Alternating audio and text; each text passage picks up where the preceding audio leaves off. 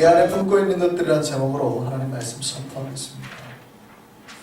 몇 년 전 신문기사에 이런 글이 기록된 적이 있습니다.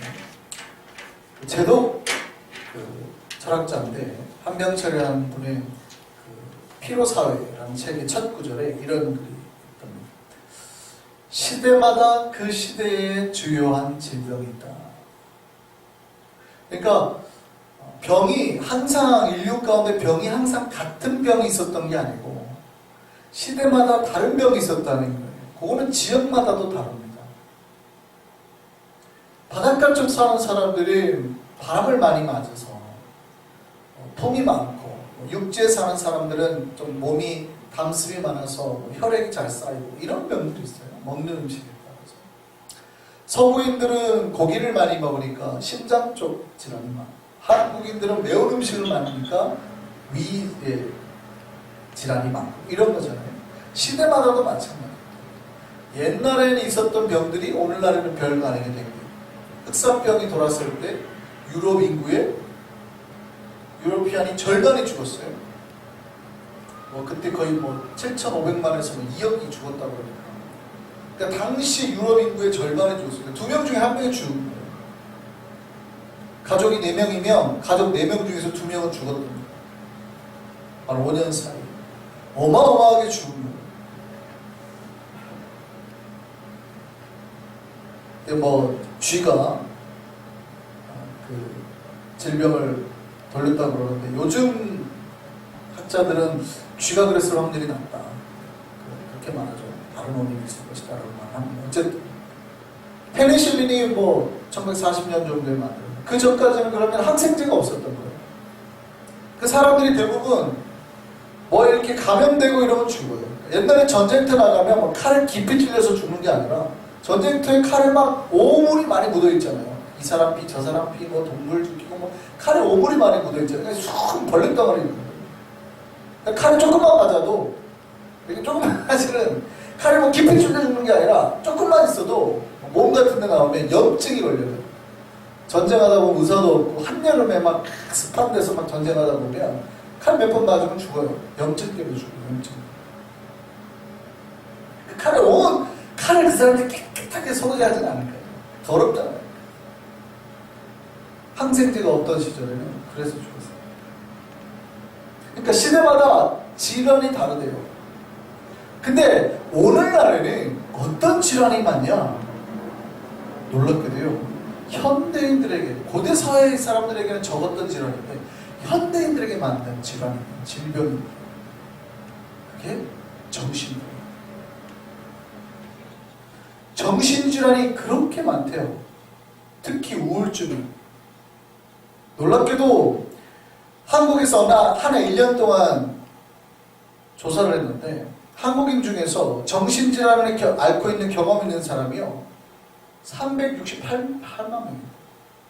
거의 400만 명입니다. 현재요 성인의 25%가 한 번 이상 정신질환을 겪는다고 합니다. 4분의 1 4명 중에 1명이 정신질환을 겪는 거예요. 어마어마한 수치죠. 어마어마한 수치.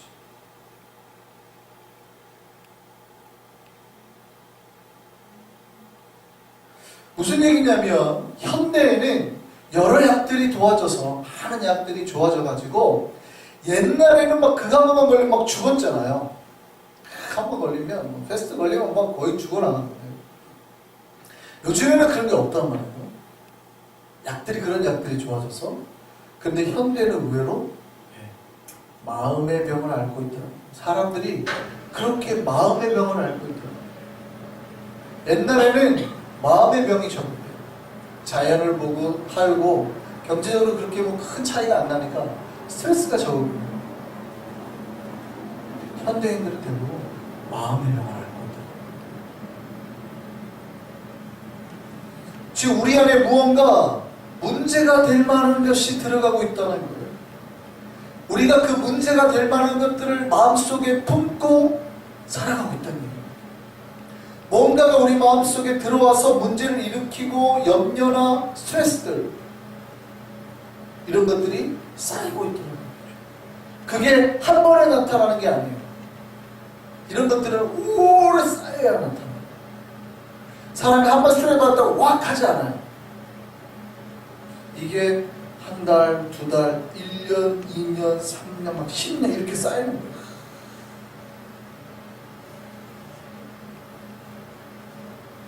표정을 보면 알죠. 얼굴 표정을 보면. 계속 눌려가는 거예요. 이렇게. 눌려가는 거예요. 얼굴. 이런 사람이 스트레스가 있어요? 없죠. 계속 눌려가는 거예요. 얼굴이 계속 눌려가는 거예요. 계속. 처음에 여기 있던 게 계속.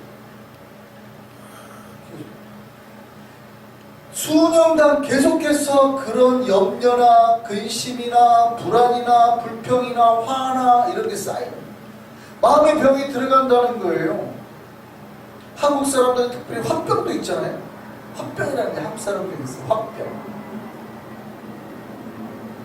한국인들이 전통적으로 말하는 정신의학적 증후군이죠. 우울증, 스트레스 다 포함되어 있죠. 근데 그거 아세요? 이 화병이라는 단어가 국제질병 분류에 들어가 있대요. 화병이 들어가 있대요. 그러니까 이것도 하나의 국제사회가 인정하는 병이에요. 그래서 놀랍게도 보세요. 신자의 마음속에 지금 품고 있는 게 뭔가를 보셔야 돼요. 여러분, 제가 이 얘기를 하는 거 우리 마음속에 지금 뭘 품고 있냐는 거예요. 혹시 수년 동안 그 막 근심, 염려, 분노, 우울증, 아니면 화병 이런 거 품고 살고 있는 거 아니에요? 내가 지금 뭘 품고 있냐? 우리가 도대체 품고 있는 게 뭐냐? 이걸 여러분 놀랍게도 이 시대 자체가 그렇다는 거예요. 사람들 마음속에 마땅히 품어야 될 것보다 마땅히 품지 말아야 할 것들을 많이 품고 살더라는 거죠. 미움도, 시기도, 질투도, 욕심도, 욕망도, 그런 근심도, 걱정 다 내가 계속 마음속에 쌓아두고 살아요. 조심해야 돼요. 여러분, 우리가 무엇을 품고 사느냐에 따라서 지금 내 마음속에 우리가 무엇을 품고 있느냐에 따라서 우리의 삶이 바뀌어요. 내가 품고 있는 것이 나에게 영향을 미친다 이 말입니다. 나에게 품고 있는 것이 영혼도 바꾸고 생각도 바꾸고 마음도 바꾸고 몸도 바꾸고. 여러분, 젊은 처녀 때는 몸매가 예뻤는데 결혼해가지고 아이를 가졌어요. 변화가 일어납니까? 안 일어납니까? 뭘 품었냐에 따라 생명을 품으니까 바뀌죠. 어떻게 바뀌어요? 배가 나오죠. 몸매가 바뀌죠. 그것만 바뀝니까? 생각도 바뀌죠. 예전에는 자기만 생각했는데 이제 누구를 생각해요? 아기를 생각해요. 몸도 바뀌어요. 애를 낳고 나면 갑자기 몸에서 젖이 나오고 확 사람이 내가 무엇을 품었냐에 따라서 완전히 내 삶의 변화가 시작된다는 거예요. 새로운 변화.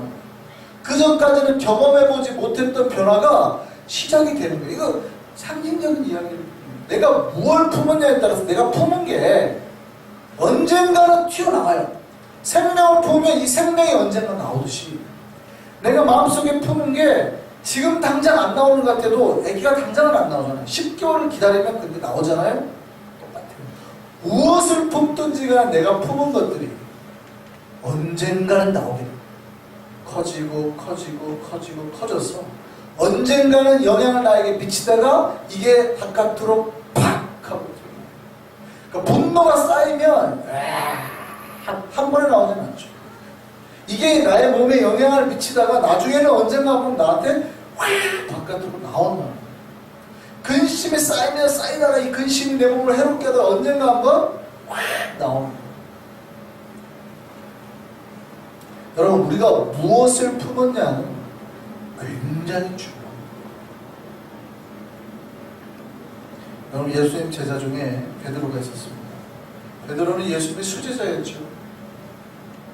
예수님의 수제자였습니다. 근데 그는 자기 안에 품은 것을 버리지 못했어요. 여러분, 베드로가 품고 있었던 게 뭡니까? 칼이에요. 여러분 놀라셔야 돼요.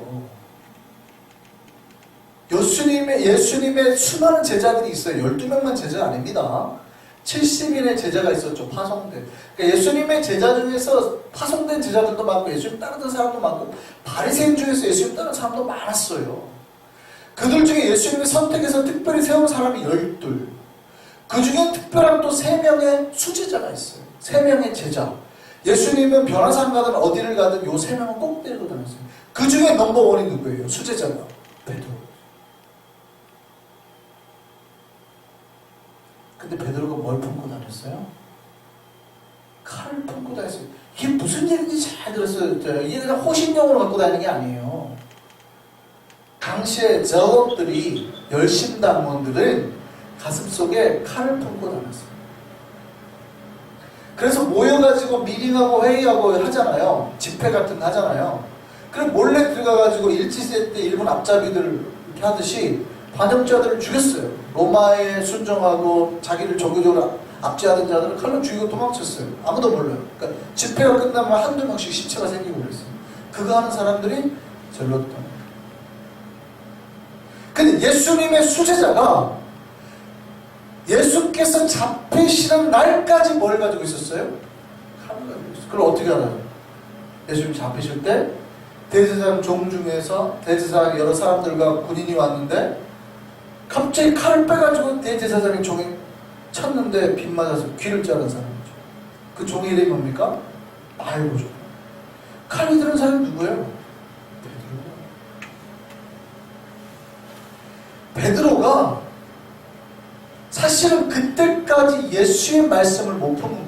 물론 반반이죠. 예수의 말씀도 들어오고는 있었는데 완벽하게 예수의 말씀대로 못 품고 세상의 것도 같이 품고 있었어요. 그러니까 이걸 못 놓은 거예요. 3년 동안 예수를 따라다니면서도 이거를 못 놓고 있었어요. 이거를 품고 있었어요. 품고 있으니까 어떻게 해요? 언젠가는 그걸 휘둘러. 이게 나온다는 거예요. 내가 품고 있으면 언젠가는 이게 나온다는 거예요. 사고 한번 친다는 거예요. 예수님 뭐라고 해요? 마태복음 26장 52절 말씀 보시죠. 이에 예수께서 이르시되 내 칼을 도로 칼집에 꽂으라. 칼을 가지는 자는 나 칼로 먹노라. 무슨 얘기입니까?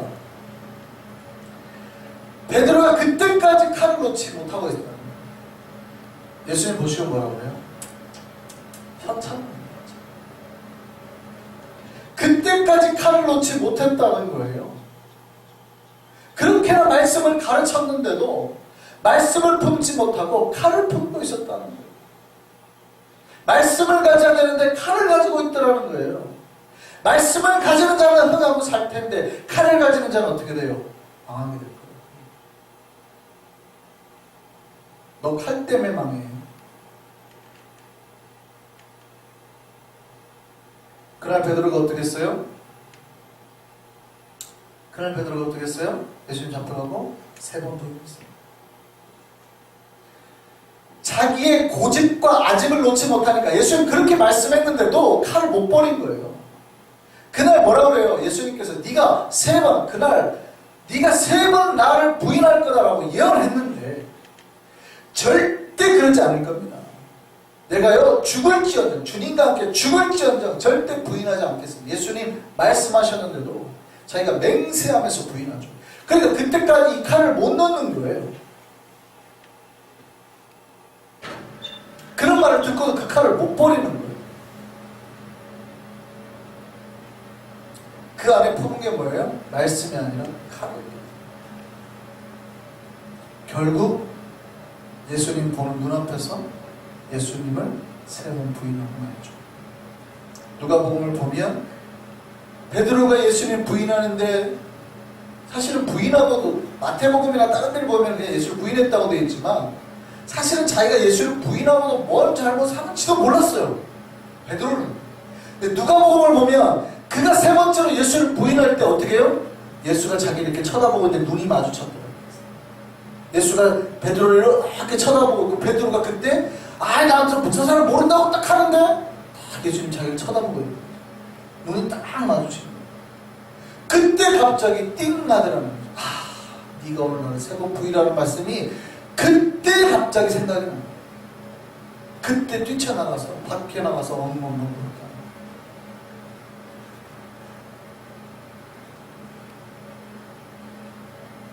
여러분, 우리가 무엇을 품었든지 그게 언젠가는 나오게 되어 돌아보셔야 돼요. 지금 내 안에 품고 있는 게 무언가를 돌아보셔야 돼요. 지금 내가 뭘 품고 있는지, 도대체 내 마음속에 오랫동안 쌓아두고 있는 게 뭔지. 예수를 그동안에 수년 동안 따라다녔다고 해놓고도 내려놓지 못한 게 뭔지. 근심인지, 염려인지, 불안인지, 분노인지, 화인지, 욕심인지, 욕망인지, 아니면 칼인지. 여러분 쉽게 아이고 내가 예수를 몇 년 믿었는데 라고 말할 게 아니에요. 예수의 말씀을 직접 들은 수제자 베드로도 못 내려놨어요. 여러분 쉽게 내려놓을 것 같으세요? 베드로가 예수님 부인하면서도 자기가 하면서도 뭘 하는지 몰랐다. 눈이 마주치고서야, 예수님이 자기를 바라보고 있는데 눈이 딱 마주치고서야 정신 차렸다고.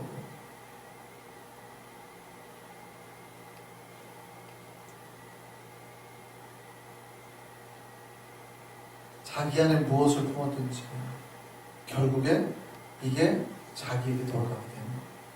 내가 품은 걸 반드시 낳게 되어 있거든요.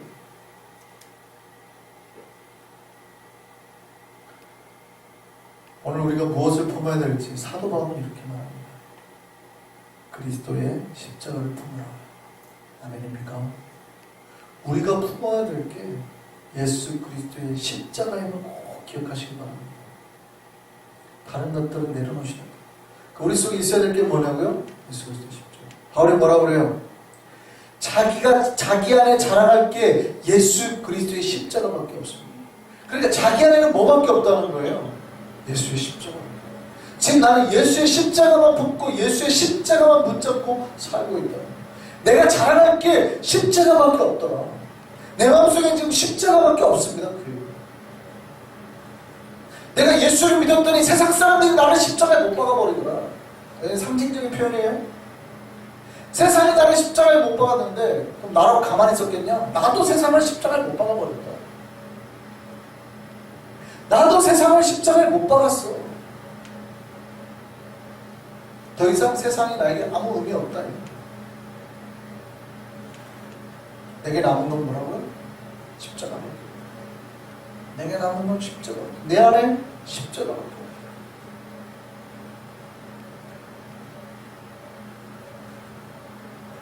우리도 우리 안에 품고 있는 게 오직 피 묻은 예수 그리스도의 십자가이기를 소망합니다. 우리가 십자가를 품고 있다면 그 사람에게서는 십자가 나올 수밖에 없어요. 그 사람에서는 십자가 나올 수밖에 없어요. 힘들고 어려울 때 나오는 말이 뭐예요? 주여. 그 깊은 속에서 나오는 말이 주여. 아닙니까? 힘들고 어려우고 할 때 갑자기 막 인샬라 뭐 이러시는 건 없어요. 그런 건 없잖아요.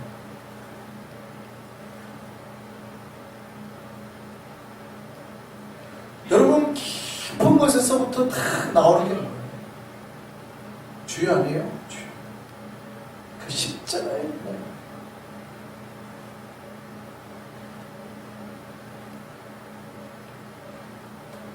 우리가 무엇을 드러내든지 그것이 우리를 품고 있는. 분노를 드러내는 사람은 분노를 품고 있어요. 교만을 드러내는 사람은 교만을 품고 있는 거예요. 욕망을 드러내는 사람은 욕망을 품고 있는 거예요. 십자가를 드러내는 사람은 뭘 품고 있는 거예요? 십자가를 품고 있는 거죠. 저 여러분이 오직 이 십자가만 품기를 소망합니다. 우리가 예수의 십자가를 품으면 우리 속에 남는 게 있어요. 반드시 십자가를 품으면 남는 게 있어요. 그게 뭐냐면 흔적이에요. 흔적. 헬라어로는 스티그마라고 그러죠. 흔적. 십자가가 들어선 사람은 십자가의 흔적, 십자가의 자국이에요. 쉽게 말하면 십자가가 그냥 꾹 찍힌 게 아니라 확 찍힌 거예요. 예수의 못자국, 예수의 그 흘린 그 피 흘린 자국까지 확 몸속에 남는 거예요.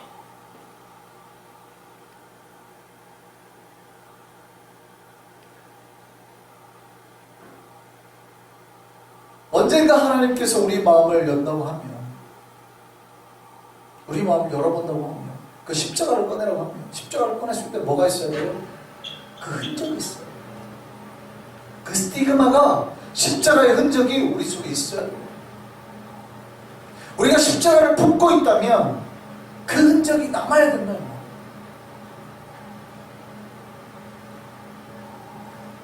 그걸로 나중에 주님 앞에서 심판받는 거예요. 그 십자가의 흔적으로 주님 앞에 심판받는 거예요. 내가 십자가를 품었냐, 내가 십자가 하나님을 믿었냐, 예수를 믿었냐는 바로 그 얘기예요. 내가 평생 그 예수를 붙잡고 살았냐, 십자가를 붙잡고 살았냐. 근데 중간에 나버린 사람은 뭐가 없어요? 흔적이 없어요. 예수 십자가를 나버린 사람은 흔적이 없어요. 오늘 사도 바울은 뭐라고 그럽니까? 내 안에, 내 몸에 예수의 흔적이 있다. 아무도 나를 괴롭게 하지 않아요.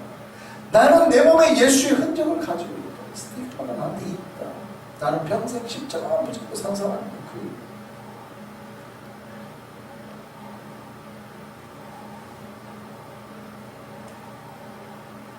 우리가 마땅히 품어야 될 것과 품지 말아야 될 걸 구별하고, 마땅히 품어야 될 것만 우리 안에 품고 살아갈 수 있는 저와 여러분 되기를 소망합니다.